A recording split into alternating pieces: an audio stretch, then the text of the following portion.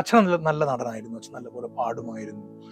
പിന്നെ ഫാമിലി മൊത്തത്തിൽ ക്ലാസിക്കൽ മ്യൂസിക്കും ഡാൻസും. ഞാൻ പിന്നെ കഥകളി പഠിച്ചിട്ടുണ്ട് കുട്ടിക്കാലം മുതൽ. അപ്പം നാടകവും ഈ പറയുന്ന എപ്പിക്സും ലിറ്ററേച്ചറും താളവും പാട്ടും അഭിനയവും ഇതെല്ലാം ഇടകലർന്നിട്ടുള്ളൊരു സ്കൂൾ ടൈം ഒഴിച്ചുള്ള ബാക്കി മുഴുവൻ സമയങ്ങളും ഏറെക്കുറെ ഇങ്ങനെയായിരുന്നു പോയിക്കൊണ്ടിരുന്നത്. അപ്പോൾ കോവിഡ് ടൈം മുതൽ മലയാള സിനിമാ ലോകത്ത് ഏറ്റവും കൂടുതൽ ശ്രദ്ധ കിട്ടുന്ന സിനിമയാണ്. ഒരു 200ഓളം ഭാഷകളിലാണ് മലയാളം സിനിമ ഇറങ്ങിയാൽ ആൾക്കാർ സബ് ടൈറ്റിൽ വായിച്ച് കാണുന്നത്. പലയിടങ്ങളിൽ നിന്നും വന്നു ചേരുന്നവർ ഒരുമിച്ച് ഒരു പ്രോബ്ലത്തിനെ എങ്ങനെ ഫേസ് ചെയ്യുന്നു, എങ്ങനെ അവർ സർവൈവ് ചെയ്യുന്നു, എങ്ങനെ അതിനെ പുറത്ത് കിടക്കുന്നു, അതാണ് സിനിമയുടെ കണ്ടന്റ്. അപ്പം കോവിഡിന് മുമ്പുള്ള സമയത്ത് നമ്മൾ OTT പ്ലാറ്റ്ഫോമുകളിലൊക്കെ നമ്മളിത് പ്രോജക്റ്റ് സബ്മിറ്റ് ചെയ്യാൻ ശ്രമിക്കുമ്പോൾ പോലും ആര് കാണാനാണ് മലയാള സിനിമ? നിങ്ങൾ തമിഴ് പ്രോജക്റ്റുകളുമായിട്ട് വാനപ്രസ്ഥത്തിന് ഷൂട്ടിംഗ് കാണാൻ വരണം. ഞാൻ സാറ് തിരുമുറ്റപ്പോട്ട് ഏറ്റവും ആദ്യത്തെ ആ സ്ത്രീവേഷം കെട്ടി നിൽക്കുമ്പോൾ ഞാനവിടെ പോയി നിന്ന് സാറിൻ്റെ അടുത്ത് പോയി നിന്ന് സാർ ഷൂട്ടിംഗ് സ്ഥലത്ത് ഞാൻ പോയി നിന്ന് കാണുകയും ചെയ്തു. അപ്പോൾ നമ്മൾ എന്തൊക്കെ പണിയെടുത്താലും ആ ആക്ഷൻ്റെയും കട്ടിൻ്റെ ഇടയ്ക്കുള്ളതാണല്ലോ സിനിമ.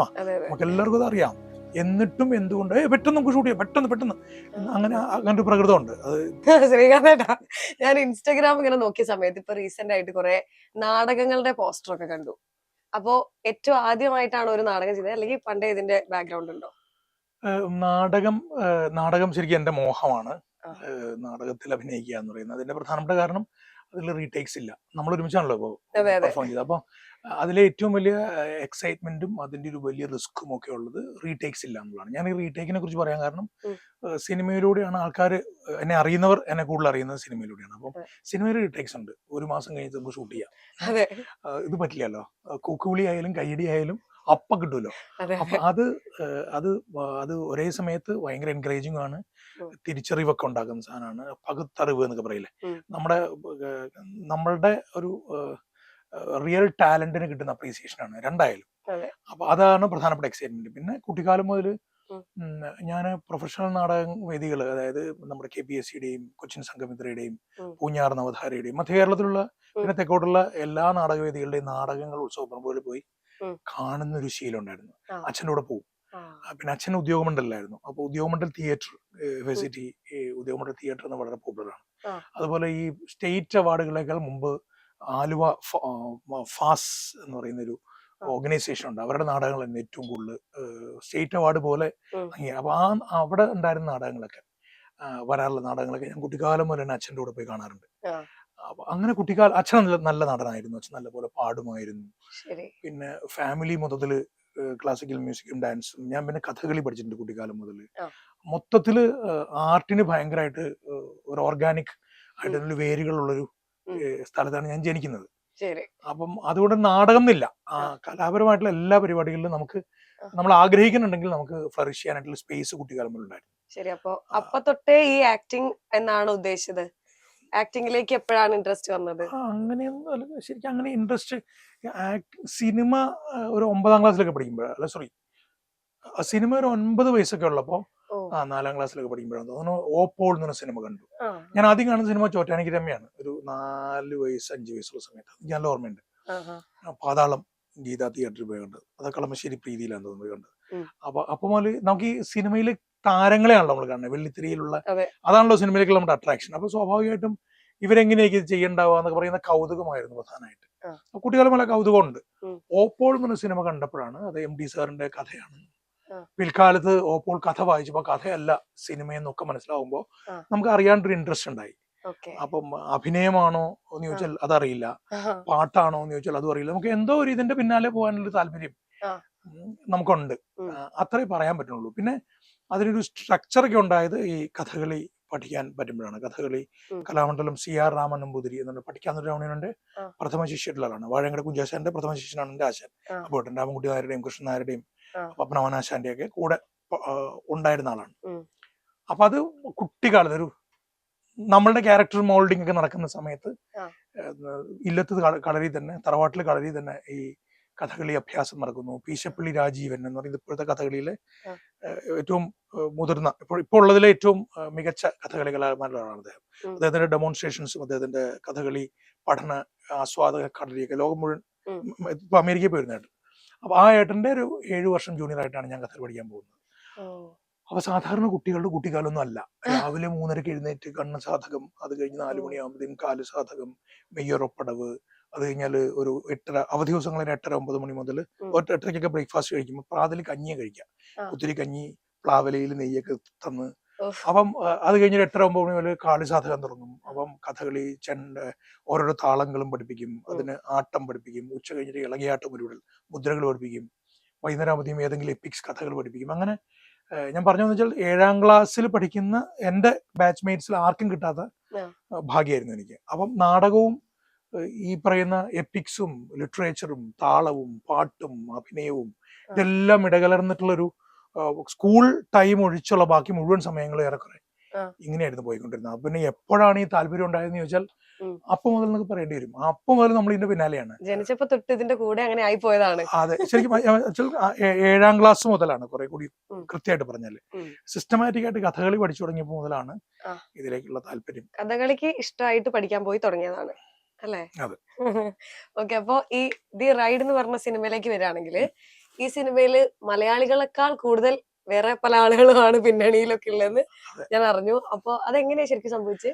ശരിക്കും മലയാള സിനിമയ്ക്ക് കിട്ടിയ ഏറ്റവും വലിയ ഭാഗ്യമല്ലേ. മലയാള സിനിമ കഴിഞ്ഞൊരു 5 വർഷം കൊണ്ട് കോവിഡ് ടൈം മുതൽ മലയാള സിനിമാ ലോകത്ത് ഏറ്റവും കൂടുതൽ ശ്രദ്ധ കിട്ടുന്ന സിനിമയാണ്. ഒരു 200ഓളം ഭാഷകളിലാണ് മലയാളം സിനിമ ഇറങ്ങിയാൽ ആൾക്കാർ സബ് ടൈറ്റിൽ വായിച്ച് കാണുന്നത്. അപ്പൊ ഇപ്പൊ ഒരു പുതിയ മാർക്കറ്റ് കൂടി ഓപ്പൺ ആയി. അതായത് മലയാളത്തിലൊരു സിനിമ ചെയ്താൽ അതിനെ ഡബ്ഡ് വേർഷൻസ് ഇത്ര കണ്ട് ഭാഷകളിലേക്ക് ചെയ്യുന്ന രീതിയിലേക്ക് മലയാള സിനിമ വളർന്നു. അതിന്റെ മാർക്കറ്റിംഗ് സ്പേസ്, മലയാളം സിനിമയ്ക്ക് തിയേറ്ററുകൾ കുറവാണ്, വലിപ്പം കുറവാണെന്നൊക്കെ നമ്മൾ പറയുമ്പോഴും വളരെ ചലഞ്ചിങ് ആയിട്ടുള്ള വിഷയങ്ങൾ ഓരോ വെള്ളിയാഴ്ചയും ഉണ്ടായിക്കൊണ്ടിരിക്കുക.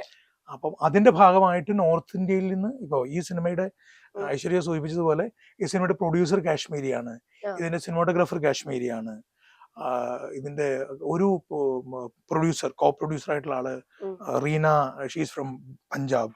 ഇതിന്റെ production control is from Bihar, Vaishakh. ഞാൻ പറഞ്ഞല്ലോ cameraman is from is a Kashmiri. Then ഇതില് പ്രൊഡ്യൂസർ കാശ്മീരി പണ്ഡിറ്റ്.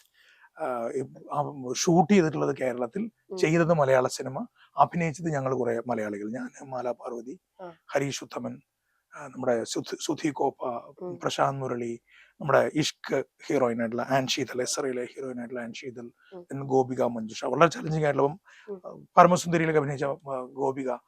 ഞങ്ങൾ മലയാളികളാണ് അതിലുള്ള. അപ്പം ശരിക്കും ഒരു നാഷണൽ ഇന്റഗ്രേഷൻ സിനിമയാണിത്. അതിനേക്കാൾ ഉപരി ഈ നാടകത്തിന്റെ സങ്കേതങ്ങൾ, നാടകത്തെ കുറിച്ച് നമ്മൾ പറയുമ്പോൾ കുറേ അർത്ഥം ഉണ്ടാവും. നാടകത്തിന്റെ കുറെ സങ്കേതങ്ങൾ ഈ സിനിമയുടെ സീക്വൻസുകളിൽ വളരെ എഫക്റ്റീവായിട്ട് യൂസ് ചെയ്തിട്ടുണ്ട്. നാടകമായിട്ട് വളരെ കണക്റ്റഡ് ആണ് ഈ സിനിമയുടെ ഒരു സ്ക്രീൻ പ്ലേക്കൊക്കെ ആ സ്വഭാവം ഉണ്ട്. അതായത് പ്യുവർലി പെർഫോമൻസ് ഓറിയന്റഡ് ആയിട്ടൊരു ഫിലിം മേക്കിങ്ങിനൊപ്പം തന്നെ പെർഫോമൻസ് ഓറിയന്റഡ്, എല്ലാവർക്കും പണിയെടുക്കാനുണ്ട് ആ സിനിമയിൽ. റൈഡ് എന്നാണ് സിനിമയുടെ പേര്. അത് റൈഡാണ്, ഒരു ട്രാവലാണ്. പലയിടങ്ങളിൽ നിന്നും വന്നു ചേരുന്നവർ ഒരുമിച്ച് ഒരു പ്രോബ്ലത്തിനെ എങ്ങനെ ഫേസ് ചെയ്യുന്നു, എങ്ങനെ അവർ സർവൈവ് ചെയ്യുന്നു, എങ്ങനെ അതിനെ പുറത്ത് കിടക്കുന്നു, അതാണ് സിനിമയുടെ കണ്ടന്റ്. അപ്പം ഇങ്ങനൊരു വിഷയം കേൾക്കാൻ ഭയങ്കര രസമാണ്, പക്ഷെ എക്സിക്യൂഷൻ നല്ല പാടാണ്. കാരണം നമ്മൾ നിലവിൽ കണ്ടുവരുന്ന സിനിമകളുടെ സ്വഭാവമല്ല ഇതിനുള്ളത്. ഇപ്പം ആട്ടം നമ്മൾ കണ്ട സിനിമയാണ്, നാടകവുമായി വളരെ ചേർന്ന് നിൽക്കുന്ന സിനിമയാണ്. അതിന് നാഷണൽ അവാർഡ് വരെ കിട്ടി. അപ്പൊ ആ ഒരു സാഹചര്യത്തിലാണ് ഇങ്ങനൊരു കഥ ഞാനും എന്റെ കൂടെ പ്രവർത്തിച്ചിട്ടുള്ള ആൾക്കാരും കേൾക്കുന്നത്. അപ്പൊ ആദ്യം നമുക്കത് അയ്യോ എന്ന് തോന്നാം, ഇതെങ്ങനെ ഇത് വർക്കാവും എന്നുള്ളത്. പക്ഷെ വളരെ ചലഞ്ചിങ് ആയിരുന്നു. ഞങ്ങൾ എല്ലാവരും ഈക്വലി കോൺട്രിബ്യൂട്ട് ചെയ്തു. ഞങ്ങൾക്ക് എല്ലാവർക്കും ഡിസ്കസ് ചെയ്യാൻ സ്പേസ് കിട്ടി. നാടകത്തിന്റെ സ്പേസ് തന്നെ ഉപയോഗപ്പെടുത്തിക്കൊണ്ട് ഒരു 1 വീക്ക് വർക്ക്ഷോപ്പ് ഒക്കെ ചെയ്തിട്ടാണ് ഞങ്ങൾ ഈ സിനിമ ചെയ്തത്. അതെല്ലേ?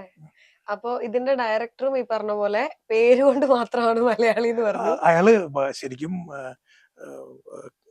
കാട്ടൂർ, നമ്മുടെ ഇരിഞ്ഞാലക്കുടയിലാണ് അദ്ദേഹത്തിന്റെ തറവാടും വീടും ഒക്കെ.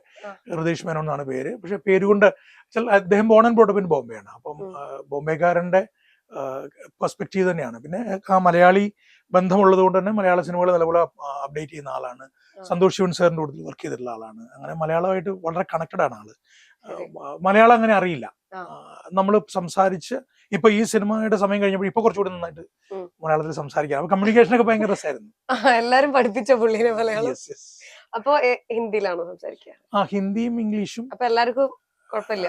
ഇല്ല, നമുക്ക് എല്ലാവരും കമ്മ്യൂണിക്കേറ്റ് ചെയ്യായിരുന്നു. പിന്നെ മലയാളത്തിൽ പറഞ്ഞാൽ അദ്ദേഹം മനസ്സിലാക്കാൻ ശ്രമിക്കും. ഇങ്ങോട്ട് പറയുമ്പോ പറഞ്ഞു അറിഞ്ചു എന്നൊക്കെ പുള്ളി ഇങ്ങോട്ട് പറയും. പക്ഷെ രസമായിരുന്നു. കമ്മ്യൂണിക്കേഷൻ എന്റെ ലാംഗ്വേജ് ആണല്ലോ, അത് നമുക്ക് മുഴുവനായും ലിറ്ററേച്ചർ അറിഞ്ഞിട്ട് തന്നെ വേണമെന്നില്ലല്ലോ. അതൊക്കെ മനസ്സിലായത് ഈ സിനിമയുടെ സമയത്താണ്. ഭാഷയ്ക്ക് അപ്പുറത്തേക്കായിരുന്നു കമ്മ്യൂണിക്കേഷൻ. പിന്നെ ഇപ്പൊ പറയുകയാണെന്നുണ്ടെങ്കിൽ ഡയറക്ഷൻ, ആക്ടിങ് ഇത് രണ്ടും രണ്ട് തലത്തിലാണ് ശരിക്കും പറഞ്ഞാൽ കിടക്കുന്നത്. അപ്പൊ ഏറ്റവും ആദ്യം സിനിമയിൽ ഒരു റോള് കിട്ടിയ സമയത്ത് അത് ചെയ്യുന്നതിനെ കുറിച്ച് ഒരുപാട് ആലോചിച്ചിട്ടുണ്ടായിരുന്നു, ഞാൻ ചെയ്യണോ എന്നുള്ള. കാരണം ആദ്യം ഡയറക്ഷനിലല്ലേ വന്നിട്ടുണ്ടായിരുന്നത്. അപ്പൊ അതെങ്ങനെയായിരുന്നു? ശരിക്കും അങ്ങനെയൊന്നും ആലോചിക്കാൻ സമയം കിട്ടിയില്ല. ഒത്തിരി പേര് ആക്ഷൻ ഹീറോ ബിജു എന്ന സിനിമയുടെ സെറ്റിലേക്ക് ഞാൻ നിവിൻ പോളിയോട് വേറൊരു കഥ പറയാനായിട്ട് പോവാ. ഞാൻ ആ കഥ ആദ്യം പറഞ്ഞത് വിനീതിനോടാണ്. അപ്പൊ വിനീത് ആ കഥ കേട്ടിട്ട് നിവിനോട് പറഞ്ഞു. വിനീത് വടക്കൻ സെൽഫിയുടെ ഷൂട്ടിങ്ങിന്റെ സമയത്ത് നിവിനോട് പറഞ്ഞു. ഒരു ദിവസം രാവിലെ കൊച്ചുളുപ്പങ്കാലത്ത് എന്നെ വിളിച്ചിട്ട് പറഞ്ഞു, ഒരു 7:30 എന്നെ വിളിച്ചിട്ടുണ്ട്, ചേട്ടാ ഞങ്ങള് മറ്റേ വടക്കൻ സെൽഫിയുടെ സെറ്റിലേക്ക് പോയിക്കൊണ്ടിരിക്കുകയാണ്. ഞാൻ ചേട്ടൻ പറഞ്ഞ കഥ ഞാൻ നിവിനോട് പറഞ്ഞു, അജു എന്റെ കൂട്ടത്തിലുണ്ട്, അവരൊരുമിച്ചാണല്ലോ ട്രാവൽ, വടക്കൻ സെൽഫി സെക്കൻഡ് ഹാഫിലെ ട്രാവൽ മധുരയിലോട്ടാണ്. അപ്പോ എന്നോട് പറഞ്ഞു ആ കഥ ഞാൻ നിവിനോട് പറഞ്ഞു. നിവിന് ഭയങ്കര ഇഷ്ടമായി. നിവിന്റെ ഡേറ്റ് ചേട്ടനുണ്ടാവും, പക്ഷെ ചേട്ടൻ ഡീറ്റെയിൽ ആയിട്ട് കഥ നിവിനോട് പറയണം, നിവിനൊന്ന് ഇരിക്കണം എന്ന് പറഞ്ഞിട്ടുണ്ട് പറഞ്ഞു. അപ്പം നിവിനോട് വിനീത് പറഞ്ഞല്ലോ നിവിനോട് പറയണല്ലോ, അങ്ങനെ നിവിനോട് പറയാനായിട്ട് ഞാൻ ആക്ഷൻ ഹീറോ ബിജുവിന്റെ സെറ്റിൽ പോയതാണ്. അപ്പൊ അവിടെ ലൈറ്റ് ഒക്കെ പോയിക്കൊണ്ടിരിക്കുന്നു. നിവിൻ പോലീസുകാരന്റെ വേഷത്തിലവിടെ ഇരിക്കുന്നു. എന്നെ കണ്ടപ്പോഴേ ഇങ്ങനെ വാച്ചിൽ സമയം പോയി ചേട്ടാന്ന് കാണിച്ചു. അപ്പൊ എനിക്ക് ആശ്വാസമായി. ഞാൻ നിവിനെ കണ്ടില്ലെന്ന് എനിക്ക് നുണ പറയണ്ടല്ലോ. ഞാനിപ്പോ അവിടെ ഞാൻ പുറത്തേക്ക് ഇറങ്ങി പോന്നു കഴിഞ്ഞ് കുറച്ച് കഴിയുമ്പോൾ ഞാൻ വണ്ടിയിലേക്ക് കയറുന്ന സമയത്ത് സംവിധായകന്റെ ബ്രിഡ് ഷൈൻ എന്നെ ഇങ്ങനെ കൈകൊട്ടി വിളിച്ചു. ഈ ഡയലോഗ് ഒന്ന് പറയാമോ എന്ന് ചോദിച്ചു. അതിലെ ആ ഡയലോഗ്, പട്ടിയല്ലേ അതിനെ അഴിച്ചുവിട്ടാ പോയി കടിക്കില്ലേ എന്ന് ചോദിക്കുന്ന ഡയലോഗ് ഒരു പേപ്പറിൽ എഴുതി എന്റെ കയ്യിൽ തന്നിട്ടുണ്ട്.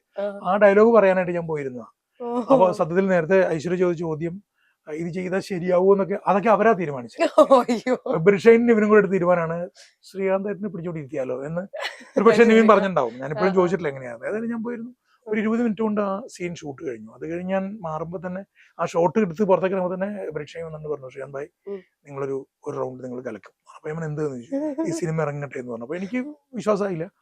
സിനിമ ഇറങ്ങി, എന്റെ സിനിമയുടെ ഷൂട്ടിങ്ങിന്റെ സമയത്ത് പോത്തനെ കാണുന്നുണ്ട്. പോത്തൻ ക്ലൈമാക്സ് സീക്വൻസിലൊക്കെ പോത്തൻ അഭിനയിച്ചുകൊണ്ടിരിക്കുന്നു. നല്ലൊരു ക്യാരക്ടർ പോത്തൻ അത് ചെയ്യുന്നുണ്ട് പോലീസിന്റെ. അപ്പൊ ഷൂട്ട് കഴിഞ്ഞ് ഞാൻ പോത്തന്റെ പോർഷൻ തീർന്നു പറഞ്ഞാൽ പോത്തൻ പറഞ്ഞു, ചേട്ടാ ഒരു പരിപാടിയുണ്ട്, ശ്യാം വിളിക്കൂട്ടോ എന്നോട് പറഞ്ഞു. അപ്പൊ ഞാനത് ഓക്കെ, നമ്മുടെ ഷൂട്ടിങ്ങിന്റെ തിരക്കിലല്ലേ. ഷൂട്ട് കഴിഞ്ഞാൽ വന്നു. തൊണ്ടിമലം ദൃക്സാക്ഷിയുടെ ഷൂട്ടിങ്ങിന്റെ തിരക്കുള്ളത് കൊണ്ട് പോത്തന്റെ പോർഷൻസ് ആദ്യം ഡബ് ചെയ്യണം. പോത്തൻ ആദ്യം ഡബ് ചെയ്തിട്ട് പോയി. അത് കഴിഞ്ഞപ്പോ ആക്ഷൻ ഹീറോ ബിജുവിന്റെ റിലീസ് നടന്നു. അതും മഹേഷിന്റെ പ്രതികാരം കൂടെ ഒരുമിച്ചായിരുന്നല്ലോ റിലീസ്. രണ്ടും ഒരേ ദിവസമായിരുന്നു റിലീസ്. അപ്പം എന്നെ ആക്ഷൻ ഹീറോ ബിജുവിന്റെ റിലീസ് കഴിഞ്ഞപ്പോ തന്നെ എന്നെ ശ്യാം വിളിച്ചിരുന്നു. പോത്തൻ അതിന് എന്റെ സിനിമ ഷൂട്ടിങ് പോത്തൻ ഉണ്ടാവത് പറയാനുണ്ടായത്. അപ്പൊ അവിടുന്ന് അങ്ങോട്ട് തൊണ്ടിമുതലും ദൃക്സാക്ഷിയും നമ്മുടെ ലിയോ തദയു സംവിധാനം ചെയ്ത്, അനിലങ്കമാലി ആയിരുന്നു എന്റെ പടത്തിന്റെ പ്രൊഡക്ഷൻ കൺട്രോളേഴ്സിൽ ഒരാള്. അനിലങ്കമാലി ആയിരുന്നു ആ പടത്തിന്റെ ഞാൻ സിനിമാക്കാരൻ. അത് കഥ പറഞ്ഞ കഥ എന്ന് പറഞ്ഞാൽ എന്റെ സിനിമയിൽ അഭിനയിച്ചു സിജു, ഡോക്ടർ സിജു, അദ്ദേഹം ഒരു പടം ചെയ്തു, അതിൽ അഭിനയിച്ചു. പിന്നെ ഈ പറഞ്ഞ പോലെ ഞാനിപ്പോ എനിക്ക് ഏതാണ്ട് 84 സിനിമകളിൽ ഞാനിപ്പോ അഭിനയിച്ചു. സത്യത്തില് ഞാനിതിന് അഭിനയിക്കാൻ പറ്റിയ ആളാണോ അല്ലെങ്കിൽ ഇത് ഞാനാണോ ചെയ്യേണ്ടതെന്നൊക്കെ ആലോചിക്കാൻ സത്യത്തില് ഐശ്വര്യ ചോദിച്ചു എനിക്ക് ഉത്തരവില്ല. പിന്നെ ഇങ്ങോട്ട് നമ്മളാണ് ഇന്ന ക്യാരക്ടർ ചെയ്യേണ്ടത് നമ്മളെക്കാൾ മുമ്പ് തീരുമാനിച്ചിട്ടാണ് നമ്മളെ വിളിക്കുക. അപ്പൊ അതുകൊണ്ട് പകുതി ജോലി കഴിഞ്ഞു. കാരണം നമ്മളെ അവരാണല്ലോ, നമ്മൾ അങ്ങോട്ട് ചോദിച്ചിട്ടല്ലോ. അപ്പൊ അതുകൊണ്ട് പകുതി ജോലി കഴിഞ്ഞു. ഈ ക്യാരക്ടർ ചേട്ടത് നന്നാവും എന്ന് പറഞ്ഞിട്ട് ഡയറക്ടേഴ്സും റൈറ്റേഴ്സും വിളിക്കുക ചെയ്യാം. അപ്പൊ അവര് ബ്രീഫ് ചെയ്യുമ്പോൾ തന്നെ നമ്മൾ കൂടെ പോയിരിക്കും. അവിടെയൊക്കെ എനിക്ക് ഗുണം ചെയ്ത് ഞാൻ പ്രിയൻ സാറിന്റെ കൂടുതൽ നമുക്ക് അസിസ്റ്റന്റ് ആയിട്ട് പണിയെടുക്കുന്ന കാലത്ത് എന്താണ് ഇതിന്റെ പിന്നിൽ നടക്കുന്നത് എന്നുള്ളതിനെ കുറിച്ചിട്ട് നമുക്കൊരു ധാരണയുണ്ടല്ലോ. പിന്നെ എനിക്കൊരു പരസ്യ കമ്പനി ഉണ്ട്. അപ്പൊ നമുക്ക് ഇതിന്റെ ക്യാമറയുടെ പിന്നിൽ എന്തൊക്കെ നടക്കുന്നു എന്ന് കൂടി അറിഞ്ഞുകൊണ്ട് ക്യാമറയുടെ മുമ്പിലേക്ക് നിൽക്കുന്നതിന്റെ പ്രിവിലേജുകൾ എനിക്ക് ഉണ്ടായിട്ടുണ്ട്. അപ്പൊ ആരെങ്കിലും ഇങ്ങനെ നന്നാവുണ്ട് എന്ന് പറയുന്നുണ്ടെങ്കിൽ അതിന്റെ ഫുൾ ക്രെഡിറ്റ് ഗോസ് ടു ആ അസിസ്റ്റന്റ് ഡയറക്ടർ ആയിരുന്ന കാലം എന്ന് ഞാൻ പറയും. ആ എക്സ്പീരിയൻസ് ആണ് എനിക്ക്. സിനിമയിലെ അഭിനയം എന്ന് പറയുന്ന ഒരു ടെക്നീഷ്യൻ ആണല്ലോ. ബാക്കി എല്ലാ ടെക്നീഷ്യൻസും പിന്നോട്ട് മാറിയിട്ട് ഏറ്റവും ഒടുവിൽ ക്യാമറയുടെ ഫ്രണ്ടിലേക്ക് വരുന്ന ടെക്നീഷ്യനാണ് നടൻ. അപ്പം അതിൽ കുറെ ഏറെ പ്രിവിലേജ്ഡ് ആയിരുന്നു ഞാൻ. ക്ലോസും മിഡും ട്രാക്കും ട്രോളിയും ഡേയും നൈറ്റും ലെൻസും ഒക്കെ നമുക്ക് എപ്പോഴും നമ്മൾ കുറെ കാലമായി നമ്മളിന്റെ പിന്നാലെ നിൽക്കുന്നുണ്ട്. അതിനെക്കുറിച്ച് ധാരണയോടുകൂടിയാണ് എപ്പോഴും ക്യാമറയുടെ മുമ്പിൽ നിൽക്കാറ്. ആ ഒരു നോളജ് നമ്മളെ ഭയങ്കരമായിട്ട് ഹെൽപ്പ് ചെയ്തിട്ടുണ്ട്. കുറെ വഴക്ക് കേട്ടിട്ടുണ്ടെന്ന്, പക്ഷെ അതിന് ഫലം ഉണ്ടാവുന്നത് ശരിക്കും നടനായിട്ട് ക്യാമറയുടെ മുമ്പിൽ നിൽക്കുമ്പോഴാണ്. അപ്പൊ ഫാമിലിക്കൊക്കെ ഒരു നടനായിട്ട് കാണുന്നതാണോ അല്ലെങ്കിൽ ഒരു ഡയറക്ടർ അല്ലെങ്കിൽ സ്ക്രിപ്റ്റോ അങ്ങനെ? അല്ല, അവർക്ക് എൻ്റെ വൈഫ് സിംഗറാണ്, സംഗീത സിംഗറാണ്. അപ്പോൾ നമ്മുടെ ജോലിയെ കുറിച്ചിട്ടൊന്നും അധികം പറയണ്ട. എല്ലാ കാര്യങ്ങളും വേറൊരു രീതിയിൽ സംഗീതം മനസ്സിലാക്കുന്നുണ്ട്. പിന്നെ ഇന്നതെന്നില്ല, സിനിമയിലായിരിക്കുക ഉം. അല്ലെങ്കിൽ ഇതുപോലൊരു ക്രിയേറ്റീവ് പരിപാടിയിലായിരിക്കുക എന്നുള്ള ഞങ്ങൾ രണ്ടുപേരുടെ ആഗ്രഹം. ശരി. അതുകൊണ്ട് നമ്മളും രണ്ട് ഈക്വലി മനസ്സിലാക്കുക ചെയ്യുക. പിന്നെ ഡെയിലി ഉം. അന്നന്ന് നടക്കുന്ന സിനിമയുമായി ബന്ധപ്പെട്ട് നടക്കുന്ന വിശേഷങ്ങളൊക്കെ ഉം. ഫ്രീ ആവുമ്പോൾ ഞങ്ങൾ ഡിസ്കസ് ചെയ്യാറുണ്ട്. ഉം. ഓപ്പൺ ആയിട്ടുള്ള ഡിസ്കഷൻ. അപ്പോൾ നമ്മൾ ഉണ്ടായിരുന്നാൽ മതി ആ. സിനിമയിൽ. അപ്പോൾ വളരെ പ്രൊഫഷണൽ ആയിട്ട് അതിനെ കാണുന്നത്. നല്ല ശരി. രസമുണ്ട് ആ പരിപാടി. അപ്പൊ നല്ലതാണെന്ന് പറയും. സിനിമ കണ്ടു കഴിഞ്ഞിട്ട് വന്ന ഏറ്റവും ആദ്യം പറയോ? അതിന്റെ ഏറ്റവും വലിയ ക്രിട്ടിക്സ് എന്റെ മോനും എന്റെ ഭാര്യയും വൈഫും തന്നെയാണ്. എന്റെ പാർട്ണർ തന്നെയാണ്. വെച്ചാൽ അവർ വളരെ കൃത്യമായിട്ട് അത് പറയും. നമ്മളങ്ങോട്ട് നല്ലതാണെങ്കിൽ ആണ്, അല്ലെങ്കിൽ നമ്മളങ്ങോട്ടും പറയും. അങ്ങനെ വളരെ രസമായിട്ട് പോകുന്നുണ്ട്. പിന്നെ ഇപ്പോ മലയാള സിനിമയില് ഒരു കഥാപാത്രം ചെയ്യണം എന്നൊരാഗ്രഹം ഉണ്ടോ? അത് ഞാൻ ആദ്യമേ ചോദിക്കട്ടെ. ഉണ്ടെങ്കിൽ അത് എങ്ങനെയുള്ള ഒരു ക്യാരക്ടർ ചെയ്യാനാണ് ഇഷ്ടം? ഇപ്പൊ എക്സാമ്പിൾ കാണിക്കാം നമുക്ക് ഏതെങ്കിലും സിനിമയിൽ ഏതെങ്കിലും ആക്ടേഴ്സ് ചെയ്ത റോള്. ഇതില് ഞാൻ മലയാള സിനിമയെ കുറിച്ചിട്ട് എല്ലാവരും ഒബ്സർവ് ചെയ്യുന്നുണ്ട്. ഞാൻ എല്ലാവരും നോക്കിക്കൊണ്ടിരിക്കുകയാണ് മലയാള സിനിമ. ഇപ്പൊ ഞാൻ പ്രിയൻ സാറിന്റെ അസിസ്റ്റന്റ് ആയിട്ട് ബോംബെയിൽ വർക്ക് ചെയ്യുമ്പോഴുള്ള പ്രൊഡക്ഷൻ ഹൗസുകളിലെ ആൾക്കാരൊക്കെ നമ്മളെ നമ്പർ തപ്പിയെടുത്ത് നമ്മളെ സിനിമയിൽ കാണുന്നതുകൊണ്ട് വിളിച്ചിട്ട് അവര് കേരളത്തിലെ സംവിധായകരെ കുറിച്ചും ഇവിടുത്തെ റൈറ്റേഴ്സിനെ കുറിച്ചൊക്കെ ചോദിക്കുന്നത്. എനിക്കറിയാം, കോവിഡിന് മുമ്പുള്ള സമയത്ത് നമ്മൾ OTT പ്ലാറ്റ്ഫോമുകളിലൊക്കെ നമ്മൾ പ്രോജക്റ്റ് സബ്മിറ്റ് ചെയ്യാൻ ശ്രമിക്കുമ്പോൾ പോലും ആര് കാണാനാണ് മലയാള സിനിമ, നിങ്ങൾ തമിഴ് പ്രോജക്റ്റുകളുമായിട്ട് വാ എന്ന് പറഞ്ഞിരുന്ന അതേ പ്രൊഡക്ഷൻ ഹൗസുകൾ നമ്മളെ ഇപ്പോൾ വിളിച്ചിട്ട് ഇന്ന റൈറ്ററെ അറിയാമോ, ഇന്ന സിനിമയുടെ സംവിധായകനെ അറിയാമോ, ഞങ്ങൾക്ക് മലയാളത്തിൽ ഒരു പടം പിച്ച് ചെയ്യാനാണ്, അല്ലെങ്കിൽ ഞങ്ങൾക്ക് അവിടെ ഒരു പടം പിച്ച് ചെയ്യാനായിട്ട് ഇവിടുന്ന് ഒരു സംവിധായകനോട് സംസാരിക്കാൻ പറ്റുമെന്ന് ചോദിക്കുമ്പോൾ നമുക്ക് അഭിമാനം. അങ്ങനെ ഒരു ശ്രദ്ധയുണ്ട് മലയാള സിനിമയ്ക്ക്. അപ്പം അതുകൊണ്ട് തന്നെ നമ്മളിനി എന്താ പറയാ, ഇനിയുള്ളതിനെ നമ്മൾ ഏറ്റവും ഭംഗിയാക്കി എടുക്കുക എന്നുള്ളതാണ്. പിന്നെ എന്നെ പോലുള്ളൊരു ആർട്ടിസ്റ്റിന് ഒരിക്കലും ഇന്ന കഥാപാത്രം എനിക്ക് ചെയ്യാം എന്ന് പറയാവുന്ന അവസ്ഥയിലേക്ക് ഇപ്പോഴും എത്തിയിട്ടില്ല. മറ്റൊരാൾ നിശ്ചയിക്കുന്ന കഥാപാത്രം നമ്മൾ ചെയ്യാന്നുള്ളത് തന്നെയാണ്. അപ്പോൾ അതുകൊണ്ട് തന്നെ നമ്മൾ സ്റ്റൈലായി പോകുന്നുണ്ട് പല പടങ്ങളിലും. ഇപ്പം വക്കീലായിട്ടും ഡോക്ടറായിട്ടും ഇൻസ്പെക്ടറായിട്ടും ഞാനൊരു 16-17 പോലീസുകാരനായി പലതായിട്ട്. അത് അത്ര കണ്ട് ഡോക്ടറായി, അത്രയൊക്കെ തന്നെ വക്കീല് അല്ലെങ്കിൽ നിയമ ജഡ്ജായിട്ടും പ്രോസിക്യൂട്ടറായിട്ടും. ദൃശ്യം 3-ലും ഞാൻ പബ്ലിക് പ്രോസിക്യൂട്ടറായിട്ട് അഭിനയിച്ചിട്ടുണ്ട്. അപ്പോൾ അത് നമുക്ക് ക്ലീഷേഡ് ആവും. ഇന്ന ക്യാരക്ടർ ചെയ്യാൻ ഇനി ആളെന്ന് തീരുമാനിക്കുന്നവരുണ്ട്. അയാൾ ഇത് തന്നെയല്ലേ ചെയ്തുകൊണ്ടിരിക്കുന്നത്, നമുക്ക് മാറ്റി പിടിച്ചാലോ എന്ന് ആലോചിക്കുന്നവരുണ്ട്. അങ്ങനെ മാറ്റി പിടിച്ചാലോ എന്ന് ആലോചിക്കുമ്പോൾ ഉണ്ടായ സിനിമയാണ് ഈ റൈഡ് എന്ന സിനിമയിൽ. വേറൊരു രീതിയിൽ എന്നെ കാണണം എന്ന് ആഗ്രഹിച്ചാണ് ആ സംവിധായകനോട് സംസാരിക്കുന്നത്. പിന്നെ സുധി ഗോപ്പയൊക്കെയാണ് എന്നെ സജസ്റ്റ് ചെയ്യുന്നത്, മാല പാർവതിയൊക്കെയാണ് എന്നെ, അവരാണ് ആദ്യം കഥ കേൾക്കുന്നത്, അവരാണ് എന്നെ സജസ്റ്റ് ചെയ്യുന്നത്. നമ്മുടെ പ്രൊഡക്ഷൻ ഹൗസാണ് ഈ പ്രോജക്റ്റിൽ ഇൻവോൾവ് ആയതെങ്കിലും ഈ ക്യാരക്ടർ ചെയ്യേണ്ടതിനെ കുറിച്ചിട്ട് ഡിസ്കസ് ചെയ്യുന്ന എന്നേക്കാൾ മുമ്പ് എന്റെ കോ ആർട്ടിസ്റ്റ് സുധി ഗോപ്പയും മാലയൊക്കെയാണ് ശ്രീകാന്ത് ഈ ക്യാരക്ടർ ചെയ്ത് നന്നാവും എന്ന് പറഞ്ഞത്. അങ്ങനെ ഒരു പ്രശ്നമുണ്ട് എനിക്ക്. അതുകൊണ്ട് നേരത്തെ ഐശ്വര്യ ചോദിച്ച ചോദ്യത്തിന് ഇന്ന പരിപാടി കിട്ടിയാൽ ചെയ്യാമോ എന്ന് ചോദിച്ചാൽ, ഞാൻ കഥകളി പഠിച്ചിട്ടുണ്ട്. ക്ലാസിക്കൽ ആർട്ട് ഫോംസിന്റെ പിന്നാലെയാണ് ഞാൻ. എൻ്റെ ഫാമിലിയിലുള്ളവർ മുഴുവൻ ഏതാണ്ട് 70% ആൾക്കാരും ഏതെങ്കിലും രീതിയിൽ ശാസ്ത്രീയ കലകളുമായി വളരെയധികം കണക്റ്റഡ് ആണ്. എഴുത്തുകാരുണ്ട് ധാരാളം പേര്. ഇന്ത്യയുടെ കിഴക്കേടുന്ന ആൾ മലയാളത്തിലെ ഇപ്പോഴത്തെ ഏറ്റവും ചെറുകഥകൾ ഏറ്റവും നന്നായിട്ട് എഴുതുന്ന ആളാണ്. അദ്ദേഹം എൻ്റെ ചേട്ടനാണ്.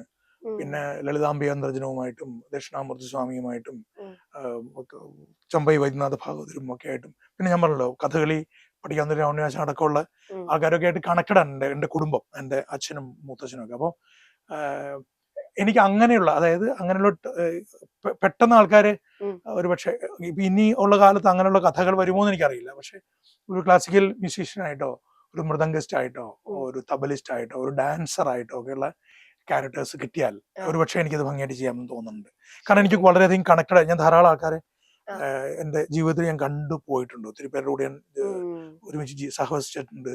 അവരുടെ ഡൈലമാസ്. ഇപ്പം വാനപ്രസ്ഥം എന്ന സിനിമയൊക്കെ ലാൽ സാറിന്റെ കൂടുതൽ അതിനു മുമ്പ് ചന്ദ്രലേഖയിലാണ് ഞാൻ കൂടെ അസിസ്റ്റന്റ് ആയിട്ട് വർക്ക് ചെയ്തത്. അപ്പം ആ ഷൂട്ടിംഗ് നടക്കുമ്പോൾ ലാൽ സാറിനോട് പറഞ്ഞു, മോനെ വാനപ്രസ്ഥത്തിന് ഷൂട്ടിംഗ് കാണാൻ വരണം. ഞാൻ സാറ് തിരുമറ്റക്കോട്ട് ഏറ്റവും ആദ്യത്തെ ആ സ്ത്രീവേഷം കെട്ടി നിൽക്കുമ്പോൾ ഞാനവിടെ പോയി നിന്ന് സാറിന്റെ അടുത്ത് പോയി നിന്ന് സാർ ഷൂട്ടിംഗ് സ്ഥലത്ത് ഞാൻ പോയി നിന്ന് കാണുകയൊക്കെ ചെയ്തു. അപ്പോൾ ശരിക്കും ആ സമയം മുതൽ വലിയ ആഗ്രഹമുണ്ട് അങ്ങനെ ഒരു ക്യാരക്ടർ എന്തെങ്കിലും ഒരിക്കൽ. അന്ന് അഭിനയിക്കാൻ ആഗ്രഹിച്ചിട്ടില്ല, പക്ഷെ നമുക്ക് അങ്ങനെ ഒരു സിനിമ ചെയ്യണമെന്ന് ആഗ്രഹിച്ചിട്ടുണ്ട്. ഇപ്പോൾ അഭിനയിക്കാൻ അവസരങ്ങൾ കിട്ടുന്നതുകൊണ്ട് അങ്ങനെ ചില ക്യാരക്ടേഴ്സ് ചെയ്യാൻ പറ്റിയ കൊള്ളാമെന്നുണ്ട്. ഒരു ചലഞ്ചിങ് ആയിട്ട് എടുത്താൽ കൊള്ളാമെന്നുണ്ട്. എസ്പെഷ്യലി ഡാൻസറുടെ ഒരു ക്യാരക്ടർ ഒരു ഭയങ്കര ഡൈലമയാണല്ലോ അവർക്ക്. നമ്മുടെ ലോകം, നമ്മുടെ നാട്ടിൽ ഇപ്പോഴത്തെ പൊളിറ്റിക്സ്, പൊളിറ്റിക്കൽ കറക്റ്റ്നസ് കാരണം ചിലത് പറയാൻ പോലും പേടിയാ. അപ്പൊ ആ ഒരു സാഹചര്യത്തിൽ നമുക്ക് അങ്ങനെ ഒരു പരിപാടി ചെയ്താൽ കൊള്ളാമെന്ന് ആഗ്രഹമുണ്ട്. പിന്നെ ദി റൈഡില് ആ ക്യാരക്ടർ ആവാൻ വേണ്ടിയിട്ട് കുറച്ചൊരു ക്യാമ്പോ വർക്ക്ഷോപ്പ് ഉണ്ടായിരുന്നു എന്ന് പറഞ്ഞില്ലേ? അപ്പൊ അത് നന്നായിട്ട് ഹെൽപ്പ് ചെയ്തോ ക്യാരക്ടറിനെ ഉൾക്കൊണ്ട് ഇതിലോട്ട്? തീർച്ചയായിട്ടും നമ്മളുടെ ഒരു ശരിക്കും സിനിമയുടെ ഏറ്റവും വലിയ കഷ്ടം അതാണ് ഐശ്വര്യ. ഉം, സിനിമയിലെ ബാക്കി എല്ലാ പരിപാടികൾക്കും ഒത്തിരി സമയം കിട്ടും. ഉം, ഐ മീൻ എഴുതാനും ലൊക്കേഷൻ കാണാനും ഉം.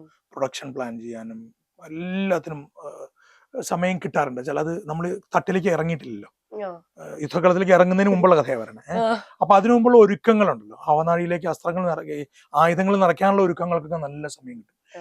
ഇറങ്ങിയാൽ സിനിമയുടെ കുഴപ്പം പെട്ടെന്ന് ഷൂട്ട് ചെയ്യണം. മനസ്സിലായില്ലേ? അതെനിക്ക് മനസ്സിലാവുന്നില്ല എന്താന്ന്. ഉം, നമ്മൾ ഈ പണിയെടുത്തത് മുഴുവൻ ഈ ഷൂട്ടിങ്ങിന് വേണ്ടിയിട്ടാണ്. അതെ. അപ്പൊ ഇവിടെയും നമ്മൾ കുറച്ചുകൂടി സമയം സ്പെൻഡ് ചെയ്യണമെന്നും ഷൂട്ട് നമ്മൾ എന്തൊക്കെ പണിയെടുത്താലും ആ ആക്ഷന്റെയും കട്ടിന്റെയും ഇടയ്ക്കുള്ളതാണല്ലോ സിനിമ. അതെ, അതെ. നമുക്ക് എല്ലാവർക്കും അത് അറിയാം. എന്നിട്ടും എന്തുകൊണ്ട് പെട്ടെന്ന് നമുക്ക് ഷൂട്ട് ചെയ്യാം, പെട്ടെന്ന് അങ്ങനെ ഒരു പ്രകൃതമുണ്ട്. അത് പുതിയ ചില സംവിധായകർ അല്ലെങ്കിൽ കുറെ കൂടെ പ്രിവിലേജ് ആയിട്ടുള്ള വലിയ ബജറ്റിൽ സിനിമകൾ ചെയ്യുന്ന സംവിധായകർ ഉം. കുറെ കൂടി ആ പ്രിവിലേജ് എടുക്കുന്നുണ്ട്. ഇല്ല, അങ്ങനെ തിരക്ക് വേണ്ട, നമുക്ക് ഉം, ഇത്ര എടുത്താൽ മതി. ഇപ്പം നമ്മുടെ കത്തനാർ സിനിമയിൽ ഞാൻ വർക്ക് ചെയ്തു. അപ്പം റോജിന്റെ കൂടെയായിരുന്നു ഹോം ചെയ്തത്. റോജിൻ ഹോം ചെയ്ത് തീർത്തത് വളരെ കുറച്ച് ദിവസം കൊണ്ടാണ്. 35 ദിവസം 40 ദിവസം കൊണ്ടൊക്കെയാണ് ആ സിനിമ തീർത്തത്. മറിച്ച് ഈ cinema Rojin enough time Rojin ചോദിച്ചു. അത് കൊടുക്കാൻ ഈ ഹോം എന്ന സിനിമ കണ്ട അല്ലെങ്കിൽ ആ സിനിമ ചെയ്ത കോൺഫിഡൻസ് കൊണ്ടാണ് റോജിൻ അത് ചോദിച്ചത്. ഗോകുലം പോലും വലിയ പ്രൊഡക്ഷൻ സമ്മതിച്ചു. അതർവൈസ് സിനിമയുടെ കാര്യം വലിയ കഷ്ടമാണ്. നമ്മൾ ഈ സിനിമ തീർത്ത് 25 ദിവസം കൊണ്ടാണ്. പക്ഷെ ഇത് നമ്മൾ ദ റൈഡ്. പക്ഷെ ഇതിന് അതുകൊണ്ട് അത് അറിയാവുന്നവരായിരുന്നു കൂടെ ഉണ്ടായിരുന്നത്. അപ്പൊ അവര് ഒരു 1 വീക്ക് എന്ന് പറയുന്ന രീതിയിൽ നമ്മളൊരു പ്രീ പ്രൊഡക്ഷൻ വർക്ക്ഷോപ്പ്, സ്ക്രിപ്റ്റ് റീഡിങ്ങും പല സിനിമകളും ഇപ്പൊ അങ്ങനെയാണ് സംഭവിക്കുന്നത്. ശരിക്കും അറിയാവുന്ന എല്ലാം ആ ഡിസ്കഷൻസ് ഇപ്പൊ നമ്മളുടെ കഥാപാത്രത്തെ പഠിക്കൽ മാത്രമല്ല, നമ്മുടെ കൂടെയുള്ളവരൊക്കെ എന്ത് ചെയ്യുന്നു, ആ മീറ്ററിനനുസരിച്ച് നമ്മൾ എന്ത് ചെയ്യണം, അങ്ങനെ കൂടി അറിയാൻ പറ്റുന്നു. അപ്പൊ അത് ഭയങ്കരമായിട്ട് ഹെൽപ്പ് ചെയ്തു. ഞാൻ അത്രയും വലുതായിട്ട് വേണം പറയാൻ. കാരണം ഇത് കേൾക്കുന്നവര് ഈ ഒരു എക്സസൈസ് അവരുടെ സിനിമകളിലേക്ക് കൊണ്ടുവരണം എന്നുള്ള ആഗ്രഹമുള്ളതാണ് ഇത് പറയുന്നത്.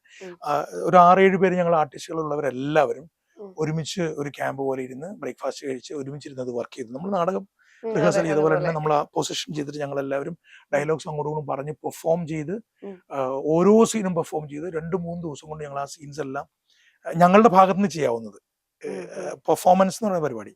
എന്നിട്ടൊക്കെയാണ് നമ്മൾ ക്യാമറമാനും ഉണ്ടായിരുന്നു ആ സമയത്ത്. അങ്ങനെയൊക്കെയാണ് നമ്മളത് ചെയ്യാൻ ശ്രമിച്ചത്. റിസൾട്ടാണ് ഇതിന്റെയൊക്കെ അടിസ്ഥാനം. നമ്മൾ ഇത്രയൊക്കെ പണിയെടുത്താലും സിനിമ കൊള്ളുന്ന കാര്യം പറഞ്ഞൊന്നും ചെയ്യാൻ നിർത്തിയില്ല. അത് നമ്മുടെ കയ്യിലല്ല താനും. അതാണ് സിനിമയുടെ ഏറ്റവും വലിയൊരു എക്സൈറ്റ്മെന്റ്, സസ്പെൻസ് ഉണ്ടല്ലോ. ഒരു വെള്ളിയാഴ്ച തീരുമാനിക്കാനുള്ള ഇതെല്ലാം.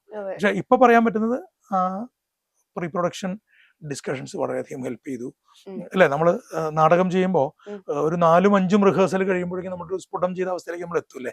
പിന്നെ നമ്മളിങ്ങനെ കീ കൊടുത്തിട്ട് വിട്ടാൽ നമ്മൾ അല്ലെ, എനിക്ക് കാണാൻ പറ്റുന്നത് കറക്റ്റ് അതേ മീറ്ററിൽ നിങ്ങൾ ഓരോരുത്തരും, ബിക്കോസ് ഐശ്വര്യയുടെ കോമ്പിനേഷനിൽ നിങ്ങൾ 6-7 പേര് വളരെ കറക്റ്റ് ആയിട്ട് ക്ലാഷ് ആവാതെ ഡയലോഗ്സ് പറയേണ്ട സീക്വൻസ് ആണ്. അത് വളരെ ചലഞ്ചിങ് ആയിരുന്നു. It was really wonderful. ഞാനിത് ഇപ്പൊ ഈ സമയം അതിന് ഉപയോഗിക്കുകയാണ്. ഭയങ്കര രസമായിരുന്നു. അപ്പൊ ഞാൻ ചോദിക്കട്ടെ, ഇപ്പൊ നാടകത്തിലൊക്കെ ആണെങ്കിൽ ഇപ്പൊ ആദ്യമായിട്ട് ചെയ്താന്ന് പറഞ്ഞു, പക്ഷെ അവിടെ മ്യൂസിക് നമുക്ക് ലൈവായിട്ട് കേട്ടിട്ട് നമ്മൾ അതിന്റെ ഒപ്പമാണ് ഡയലോഗ് ഒക്കെ പറയുന്നത്. പക്ഷെ സിനിമയിൽ സത്യം പറഞ്ഞാൽ ഒരു ക്യാമറ ഓൺ ചെയ്ത് കഴിഞ്ഞാല് ബാക്കിയുള്ള എല്ലാവരും മിണ്ടാതിരിക്കുന്നു.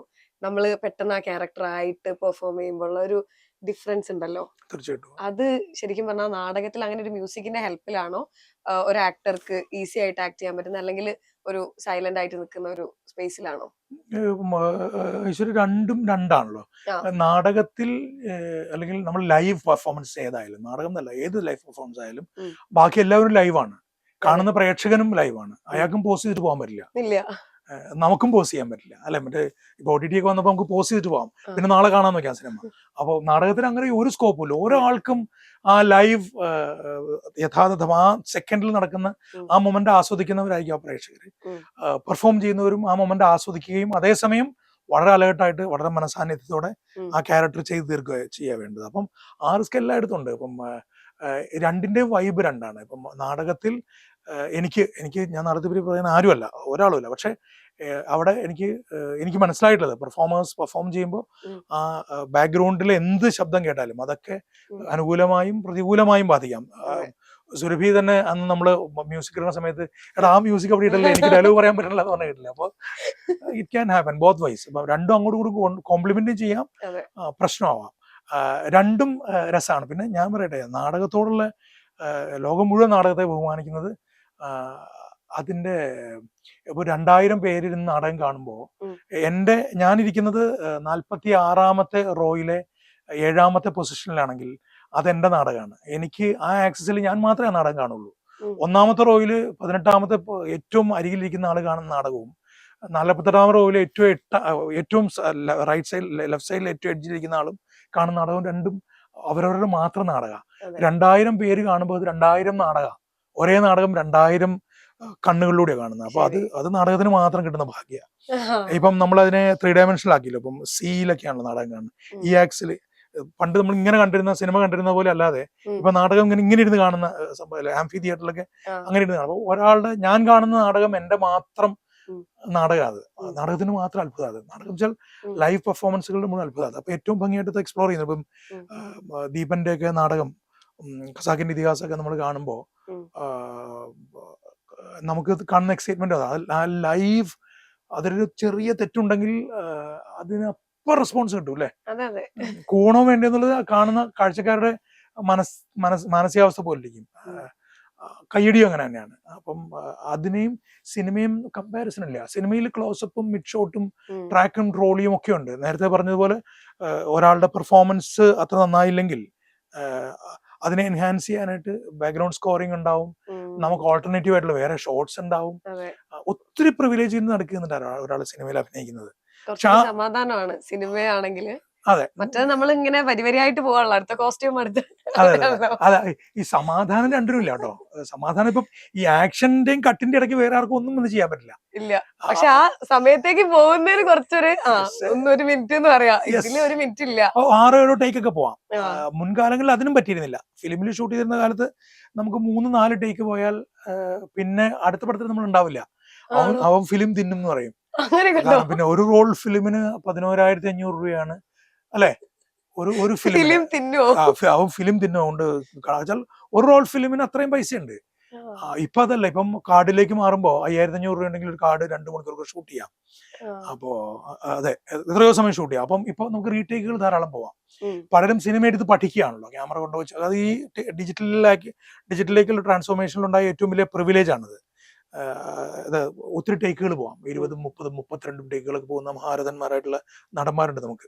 പണ്ട് അങ്ങനെയല്ല. 2-3 ടേക്ക് കഴിഞ്ഞാൽ നമ്മുടെ വളരെ പ്രഗത്ഭരായിട്ടുള്ള നടന്മാരിൽ പലരും 2-3 ടേക്കുകളിൽ പോകാറില്ല. കാരണം ഈ അവയർനെസ് ഉണ്ട്. ഷൂ സ്ട്രിങ് ബജറ്റിലാണ് നമ്മൾ സിനിമ ചെയ്യുന്നത്.